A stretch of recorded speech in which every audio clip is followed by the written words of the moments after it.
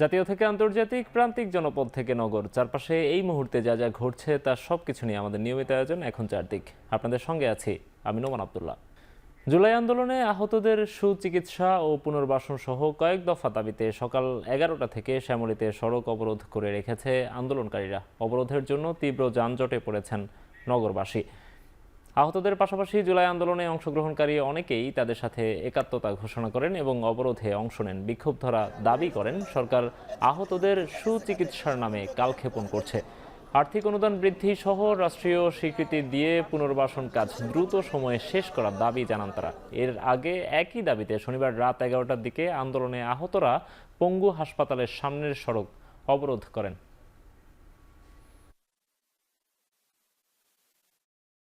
এখন পর্যন্ত হাড় জোড়া লাগে নাই। আমি যে কবে স্বাভাবিকভাবে সুস্থ হয়ে যে কবে ফিরবো এমন কোনো নিশ্চয়তা নাই।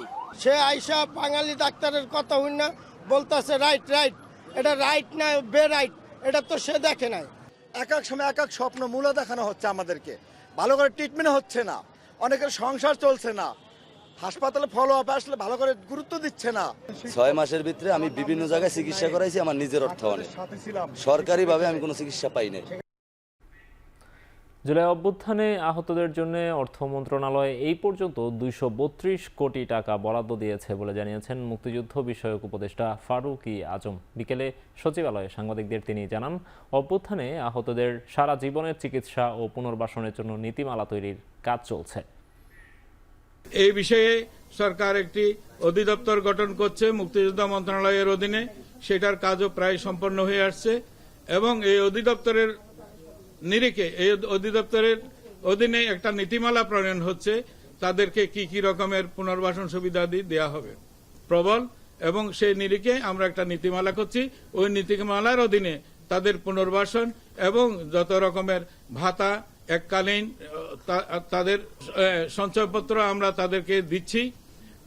282 কোটি টাকা আমরা এই পর্যায়ে বরাদ্দ পেয়েছি অর্থ মন্ত্রণালয় থেকে এই বছরে দেওয়ার জন্য, সেটা 232 কোটি।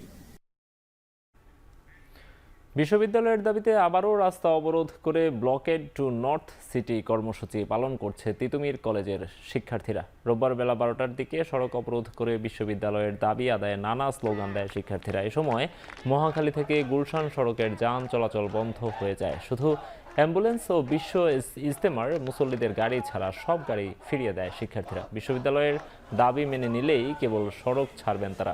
এদিকে 5 দিন ধরে অনশনে থাকা 11 শিক্ষার্থীর মধ্যে 3 জনের শারীরিক অবস্থার অবনতি হয়েছে বলে জানিয়েছেন চিকিৎসক।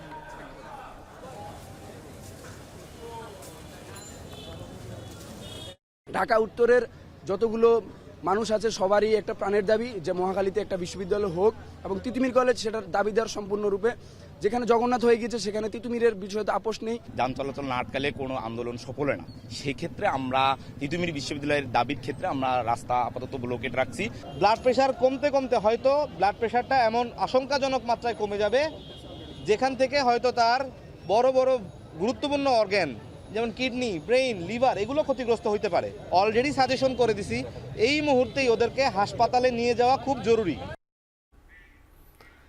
7 কলেজের জন্য স্বতন্ত্র বিশ্ববিদ্যালয় করার উদ্যোগ নিয়েছে সরকার। সে কারণে তিতুমির কলেজকে বিশ্ববিদ্যালয় ঘোষণা করা সম্ভব নয় বলে জানিয়েছেন শিক্ষা উপদেষ্টা ওয়াহিদ উদ্দিন মাহমুদ।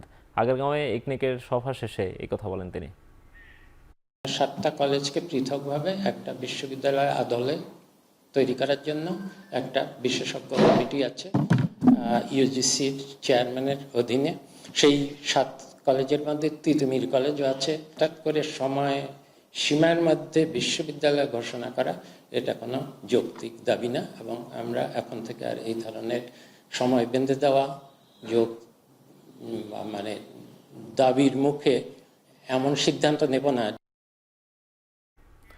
জাহাঙ্গীরনগর বিশ্ববিদ্যালয়ে পোষ্য কোটা সম্পূর্ণরূপে বাতিলের দাবিতে আমৃত্যু অনশন শুরু করেছেন কয়েকজন শিক্ষার্থী। রোববার বেলা 11টার দিকে বৈষম্য বিরোধী ছাত্র আন্দোলনের ব্যানারে নতুন প্রশাসনিক ভবনের সামনে এই কর্মসূচি শুরু হয়। পোষ্য কোটা বাতিলের এই অনশন কর্মসূচিতে সংহতি প্রকাশ করেছেন বিশ্ববিদ্যালয়ের সাধারণ শিক্ষার্থীরা। এদিকে পোষ্য কোটা সম্পূর্ণরূপে বাতিল না করা পর্যন্ত অনশন কর্মসূচি চালিয়ে যাওয়ার ঘোষণা আন্দোলনরত শিক্ষার্থীদের। বিশ্ববিদ্যালয়টির 48টি বিভাগের প্রতিটি বিভাগে সর্বোচ্চ 4 জন শিক্ষার্থী পোষ্য কোটায় ভর্তির বিধানকে অযৌক্তিক ও চরম বৈষম্য বলে বলছেন অনশনকারীরা। তাদের দাবি, অযৌক্তিক পোষ্য কোটা বাতিলের দাবিতে দীর্ঘদিন ধরে তারা আন্দোলন করে আসছেন, কিন্তু বিশ্ববিদ্যালয় প্রশাসন কোনো ব্যবস্থা না নেয় এই কর্মসূচি।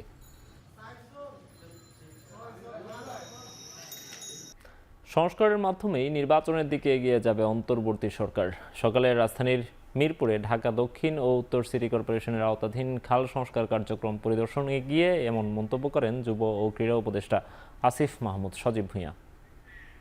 আমরা মনে করি যে গণঅভ্যুত্থানের পরে জনগণ বাংলাদেশের রাষ্ট্রের কাঠামোগত সংস্কারের দায়িত্বটা আমাদেরকে দিয়েছে। আমরা মনে করি এই সংস্কার কার্যক্রম আমাদের মাননীয় প্রধান উপদেষ্টা ইতিমধ্যে একটা টাইমলাইন দিয়েছেন। এর মধ্যেই আমরা এই সংস্কার কার্যক্রমের মাধ্যমে একটা নির্বাচনের দিকে এগিয়ে যাব। রাজনৈতিক দলগুলোর সাথে নিয়মিত আলোচনা হচ্ছে। এখন সবারই পলিটিক্যাল স্টেটমেন্ট মেক করার তো অধিকার আছে এবং তাদেরও নিজস্ব রাজনীতি আছে। তবে আমরা মনে করি যে সংস্কার কাজটা আমাদের দায়িত্ব, এই দায়িত্বটা আমাদের পূর্ণ করতে। সুষ্ঠু নির্বাচনের জন্য সঠিক এবং নির্ভুল ভোটার তালিকা প্রণয়নে গুরুত্ব আরোপ করেছেন নির্বাচন কমিশনার আবুল ফজল মোহাম্মদ সানাউল্লাহ। তবে এজন্য সঠিকভাবে তথ্য সংগ্রহের আহ্বান জানান তিনি। দুপুরে নওগাঁ জেলা প্রশাসকের সম্মেলন কক্ষে তথ্য সংগ্রহকারী সুপারভাইজার ও নতুন ভোটারদের সাথে মতবিনিময় সভায় এই আহ্বান জানান ইসি। বলেন, আগামীতে জাতিকে একটি অবাধ ও নিরপেক্ষ নির্বাচন উপহার দেওয়াই কমিশনের লক্ষ্য। মতবিনিময় সভায় সুপারভাইজার ও তথ্য সংগ্রহকারীদের বিভিন্ন নির্দেশনা দেন নির্বাচন কমিশনার। জেলা প্রশাসন ও জেলা নির্বাচন অফিস এই মতবিনিময় সভার আয়োজন করে।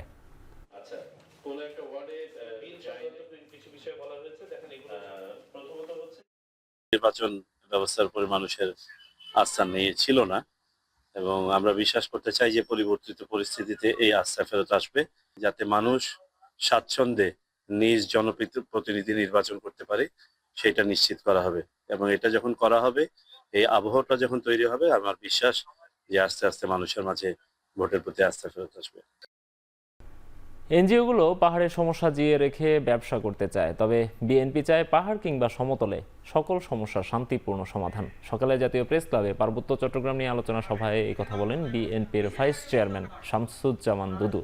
পার্বত্য অঞ্চলে এত বছর যা হয়েছে তার পেছনে ক্ষমতালোভীদের হাত ছিল মন্তব্য করে দুদু বলেন, সম অধিকারের প্রশ্নে সকল মানুষের চাওয়া এক।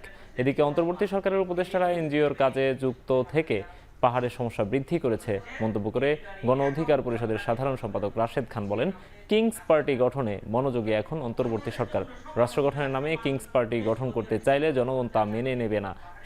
শেখ মুজিবুর রহমান পাহাড়িদের বাঙালি করতে গিয়ে ভুল করেছেন, আর শেখ হাসিনা সন্তুল আরমার নেতৃত্বে পাহাড়িদের একত্র করার নামে অশান্তি করেছেন মন্তব্য করেন জামাত ইসলামী ঢাকা মহানগরী দক্ষিণের সেক্রেটারি শফিকুল ইসলাম মাসুদ। বলেছেন, বাংলাদেশের নাগরিকদের মতো পাহাড়িদের নাগরিকত্ব রক্ষা করা হবে।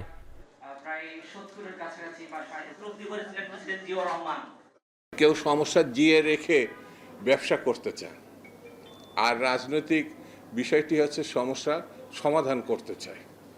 সেই রাজনীতির সঙ্গে যারা আছেন তারাই একমাত্র পারেন আগামী দিনে এই সমস্যার সমাধান করতে। শান্তি প্রতিষ্ঠার নামে মূলত সেখানে বাঙালি এবং পাহাড়িদের উপেক্ষা করে একটা গোষ্ঠীকে, চাকমার একটা অংশকে সন্তুল আরমার নেতৃত্বে তাকে দিয়ে একটা শান্তি চুক্তির নামে মূলত পাহাড়ে একটা অশান্তি তারা তৈরি করেছিল।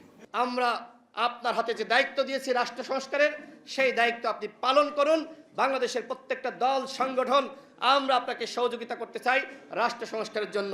কিন্তু রাষ্ট্র সংস্কারের নামে কিংস পার্টি গঠন করলে বাংলাদেশের জনগণ, বাংলাদেশের রাজনৈতিক দল এবং কোনো সংগঠন সেটি মানবে না। স্কুল ছাত্র আয়াজ হককে হত্যা মামলার আপিল শুনানির মাঝে আসামিকে রিমান্ডে নিয়ে নির্যাতন করার অভিযোগে তদন্ত কর্মকর্তা শহীদুল বিশ্বাসকে আগামী রোববার সকালে সশরীরে হাজির হয়ে ব্যাখ্যা দেওয়ার নির্দেশ দিয়েছেন হাইকোর্ট। রোববার মোস্তফা জামান ইসলামের নেতৃত্বে দ্বৈত বেঞ্চ এই আদেশ দেন। জেলে আছে, এখন পর্যন্ত তার এক পায়ে নাইমনেস কাজ করছে, অর্থাৎ অনুভূতি নাই। এগুলোকে আমরা আদালতের সামনে উপস্থাপন করেছি, রেকর্ড থেকে দেখিয়েছি। দেখালে ওই মামলার যিনি আয়ু ছিলেন তার নাম শহীদুল বিশ্বাস। এই শহীদুল বিশ্বাস তখন ধানমন্ডি থানার একজন এসআই ছিলেন। তাকে আগামী রবিবারে সকাল 10:30টায় তার এই আচরণের ব্যাখ্যা দেওয়ার জন্য সুপ্রিম কোর্টের হাইকোর্ট বিভাগের একটি বেঞ্চে সশরীরে হাজির হয়ে তার এই আচরণের ব্যাখ্যা দেওয়ার জন্য নির্দেশ দিয়েছে। ছাত্র আন্দোলনে চোখে আঘাতপ্রাপ্ত প্রায় 200 জনকে চিকিৎসা দিয়েছেন সিঙ্গাপুর থেকে আসা 5 জন চক্ষু বিশেষজ্ঞ। সকাল 9টা থেকে দ্বিতীয় দিনের মতো চিকিৎসা দেয়া হয় ধানমন্ডি 27-এ অবস্থিত বাংলাদেশ আই হাসপাতালে। দীর্ঘদিন ধরে দেশের বিভিন্ন হাসপাতালে চিকিৎসা নেওয়া রোগীরা দ্বিতীয় বা তৃতীয় মতামত নিতে এখানে এসেছেন। এদের মধ্যে দুদিনে 7 থেকে 8 জনকে সিঙ্গাপুরে পাঠানোর সুপারিশ করেছে বিদেশি চিকিৎসকরা। যাদের দৃষ্টি ফেরার কোনো সম্ভাবনা নেই তাদের বিদেশে যাবার পরামর্শ দেওয়া হয়নি। তবে রোগীদের অনেকেই বিদেশে যাবার সুপারিশ না পেয়ে অসন্তোষ প্রকাশ করেছেন। ইতিমধ্যে চোখের উন্নত চিকিৎসার জন্য বিদেশে পাঠানো হয়েছে 10 জনকে।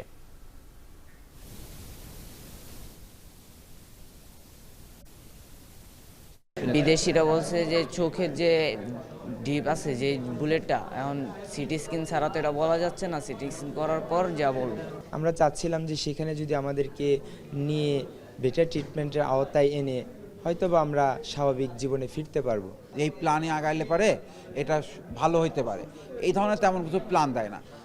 আবার তারা যদি কোনো প্ল্যান দেয়ও, সেই প্ল্যানটা আসলে আমাদের এই দেশের ডাক্তাররা সেটা যে ফুলফিল যে প্রপারভাবে ওটাকে ফলো করে তাও করে না।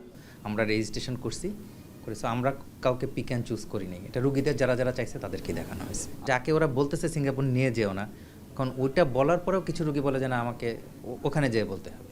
সো 100% যে সবাই স্যাটিসফাইড হয়েছে বা হবে আমি এটা মনে করি না। খাদ্যপণ্যের যৌক্তিক দাম নির্ধারণে দীর্ঘমেয়াদী পদক্ষেপের প্রয়োজন বলে মন্তব্য করেছেন বাণিজ্য উপদেষ্টা শেখ বশির উদ্দিন। রোববার রাজধানীর একটি হোটেলে নিরাপদ খাদ্য দিবস উপলক্ষে আয়োজিত সেমিনারে একথা বলেন তিনি। আশ্বস্ত করেন আসন্ন রমজানে ভোগ্যপণ্যের দাম স্থিতিশীল থাকবে। সেমিনারে ব্যবসায়ী বলেন বাজারের অবকাঠামোর উন্নয়ন না করা হলে পণ্যের দাম কমানো সম্ভব নয়। পাশাপাশি পণ্যের দাম নিয়ন্ত্রণে আওয়ামী সরকারের নীতিমালা পরিবর্তনের পাশাপাশি উৎপাদক ও খুচরা দুই পর্যায়ে যৌক্তিক মূল্য নিশ্চিতের তাগিদ দেওয়া হয় সেমিনারে। আমরা রমজান সহ রমজান পরবর্তী বাজারে একটা প্রতিযোগী উপযুক্ত মূল্যে, যে আমাদের উদ্দেশ্য যে খাদ্য পণ্যের যে যৌক্তিক মূল্য যে অনুসন্ধানের উদ্দেশ্যে আমরা বসছি, আল্লাহর রহমতে আমরা আশা করি যে সেই জিনিসটাতে আমরা উপনীত হতে পারব। অনিরাপদ খাদ্য গ্রহণের কারণে দিনে 5% মানুষ ডায়রিয়ায় আক্রান্ত হচ্ছে। আর দেশে বছরে 35,000 মানুষ অনিরাপদ খাদ্যের কারণে মারা যায় বলে জানিয়েছেন বক্তারা। সকালে শাহবাগে বাংলাদেশ নিরাপদ খাদ্য কর্তৃপক্ষ আয়োজিত এক সেমিনারে তারা একথা বলেন। সকালে শাহবাগে বাংলাদেশ নিরাপদ খাদ্য কর্তৃপক্ষ আয়োজিত এক সেমিনারে তারা একথা বলেন। এ সময় খাদ্য উপদেষ্টা আলী ইমাম মজুমদার বলেন, পুষ্টি নিশ্চিত করতে হলে নিরাপদ খাদ্যের বিকল্প নেই। পুষ্টির সমস্যার মূল কারণই হচ্ছে অনিরাপদ খাদ্য। এবছরের দিবসটির প্রতিপাদ্য নির্ধারণ করা হয়েছে খাদ্য হোক নিরাপদ, সুস্থ থাকুক জনগণ। অনুষ্ঠান শেষে তারা ভ্রাম্যমাণ নিরাপদ খাদ্য পরীক্ষাগার ঘুরে দেখেন। অনুষ্ঠানে আরও উপস্থিত ছিলেন খাদ্য সচিব মোহাম্মদ মাসুদুল হাসান, বিএফএস এর চেয়ারম্যান জাকারিয়া, অতিরিক্ত সচিব প্রদীপ কুমার দাস, খাদ্য অধিদপ্তরের মহাপরিচালক মোহাম্মদ আব্দুল খালেক। আলবেনিয়ার আশ্রয় কেন্দ্রে থেকে ইতালিতে ফেরত পাঠানো হয়েছে 43 অভিবাসীকে, যাদের সবাই বাংলাদেশ ও মিশরের নাগরিক। রোম আদালতের নির্দেশে শনিবার সন্ধ্যায় ফেরত পাঠানো হয় তাদের। বিষয়টি নিশ্চিত করে খবর প্রকাশ করেছে রয়টার্স। গত সপ্তাহে 49 অবৈধ অভিবাসীকে আলবেনিয়া পাঠায় জর্জিয়া মেলোনির সরকার। ভূমধ্যসাগর দিয়ে ইতালিতে পাড়ি জমানো অবৈধ অভিবাসীদের রুখতে তার এই পদক্ষেপ। আলবেনিয়ার সঙ্গে চুক্তি অনুযায়ী আটক হওয়া অবৈধ অভিবাসীদের পাঠানো হবে তাদের দেশে। তবে আদালতের নির্দেশ বড় ধাক্কা ইতালি সরকারের জন্য।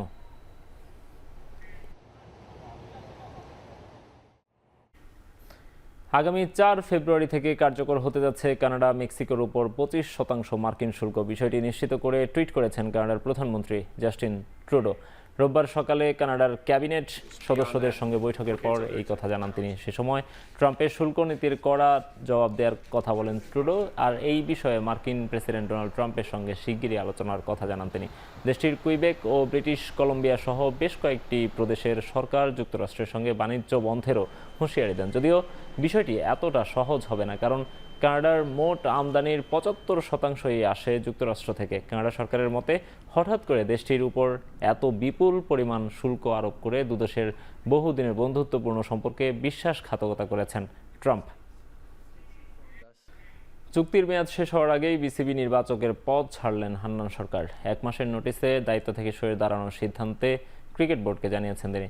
চলতি মাস শেষে এই দায়িত্বে আর দেখা যাবে না তাকে। জানা গেছে আবারও কোচিং পেশায় ফিরতে এই সিদ্ধান্ত নিয়েছেন সাবেক ক্রিকেটার। বিসিবির সহকারী নির্বাচকের দায়িত্ব নিয়েছিলেন 1 বছরও পূর্ণ হয়নি। গেল বছর 12 ফেব্রুয়ারি গাজী আশরাফ হোসেন লিপুর সহকারী হিসেবে কাজ শুরু করেছিলেন হান্নান সরকার।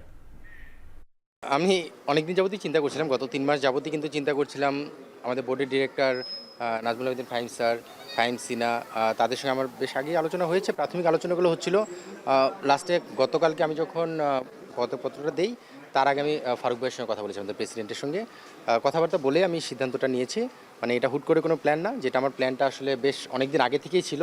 আমি আন্ডার-19 24 ওয়ার্ল্ড কাপ করে আসার পরপরই আমার প্ল্যান ছিল কোচিংয়ে যাওয়ার, বাট সেই জায়গাটায় হঠাৎ করে যখন আমার ন্যাশনাল সিলেকশন প্যানেলে আসার অফারটা ছিল আমি সেটা নিয়েছিলাম। বাট 1 বছর যাওয়ার পরে আমার কাছে মনে হয়েছে কোচিংয়ে গেলে আমার কেরিয়ার পাশাপাশি আমার মনে হয় ক্রিকেটে কন্ট্রিবিউটার জায়গাটা আরও বাড়বে, সেই জায়গা থেকে এই ধরনের সিদ্ধান্ত।